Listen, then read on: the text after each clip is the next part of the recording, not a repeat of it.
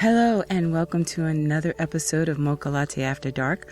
I am your host, JJ Fitzgerald. Today's topic is listening to your inner voice. I was working in radio and I absolutely hated it. I believe that everything happens for a reason. I believe that every situation, every meeting, there's no such thing as happenstance. So when I got my job with this major radio conglomerate, I was desperately in need of one. I had been working for 9 months at that point with a man who was a quadriplegic, and I had never done anything like that in my life. My background was entertainment, so this was a brand new field for me. But I know that I was put there for a reason, not just to help a human being, but to also learn something about myself and for God to teach me things about being humble and learning to be grateful. This man that I took care of was amazing. He had been in a wheelchair since he was 16 years old. He was now in his 60s when I started working with him. He had the most amazing social life. But the thing that really struck me the most about him was his disposition and the way he viewed life. Every morning when I would come downstairs, he would say, "Good morning, my sexy goddess. How are you today?" And at first I would grumble because I was trying so desperately to find a job and I wasn't having any luck. And then one day it was like a light bulb went off, and it's like, if this man who has very limited mobility can be positive and cheery, why can't you? That's when things started to look up, and I ended up getting this job in radio. And at first things were great, but then as the years went on, things were going on that I just didn't agree with. People were doing things illegally in the building, and I had to complain. And once I complained and they found out that it was me that complained, then I became the enemy and I was vilified. But I believe that all of that happened to create discomfort so that I would leave. But instead of me leaving, I stayed longer than I probably should have. But finally, I decided that I wasn't going to put up with the disrespect anymore. I walked into the business manager's office and told her I was leaving. She asked me if I was giving any notice. I said no. I said, if I come in this building another day, I will definitely snap. So let me just leave before I catch a case. And so I left. It was God speaking to me. He wanted me to leave like 2 years ago, but I just would not do it. I was not ready because I was at this job for almost 6.5 years. So it was routine. And the thing that I did appreciate about the job was that it enabled me to still do the things that I love, like acting. My boss was very supportive of me pursuing my passions. But right before I quit, I just felt like God was on my heart about it. Like, you've got to leave here. If you want me to show you what I have for you, if you want me to open the next door, you have to close this one.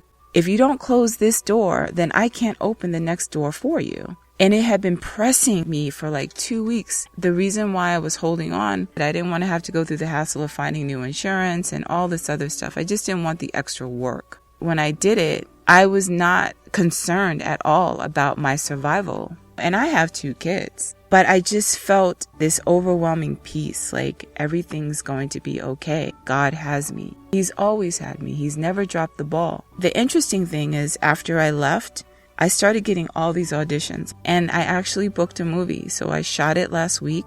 I also wrote a song, and it's in the movie. I'm getting a credit for that, and I'm getting extra money for that. So I'm saying all of this to say, listen to your inner voice. Listen to God's calling. Act on faith. Don't act on fear. And the other thing that I did when I left is I chose not to tell certain people because I didn't want to hear their rhetoric. I didn't want to hear the rhetoric of, oh my gosh, you don't have a job. I didn't want people projecting their fear and lack of faith on me. So if you're one of those people that can be easily influenced by your peers or your family members and you want to make a move like this, it's purely on faith, don't tell those people. Pray fervently for guidance. I'm at a point in my life where I am like, Jesus, take the wheel, because there have been some decisions that I have made solely on just what I desired and not consulting with the Lord that haven't been good decisions.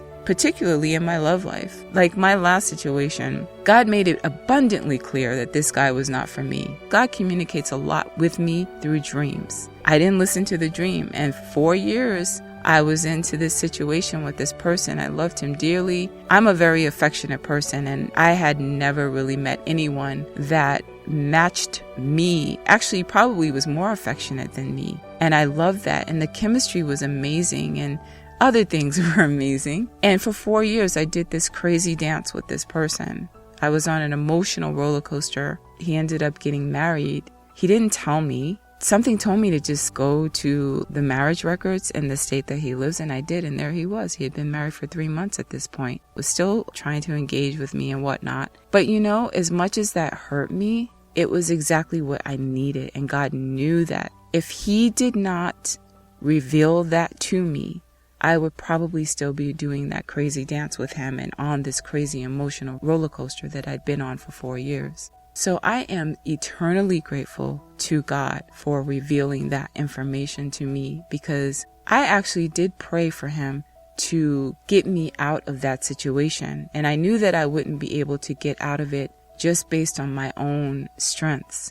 And since I made that decision, this guy has tried to get back into my life. He's come to my house, texted me, called me the other day. I'm done. I'm at a place in my life where I have decided that I will not settle for less. Whatever God has in store for me is what he has in store for me. I'm tired of navigating my life in the wrong direction. God is my pilot, not even my co-pilot. He is the pilot. I'm going to keep it that way because only he can bring us joy and peace. I think a lot of times as humans, we try to rely on others to bring us those things, and that is not the responsibility of another human being. And I think that's why we get so disappointed when someone lets us down. But if you know God and you know how he works and you know his strength and you know his role, then you won't be as disappointed in humans.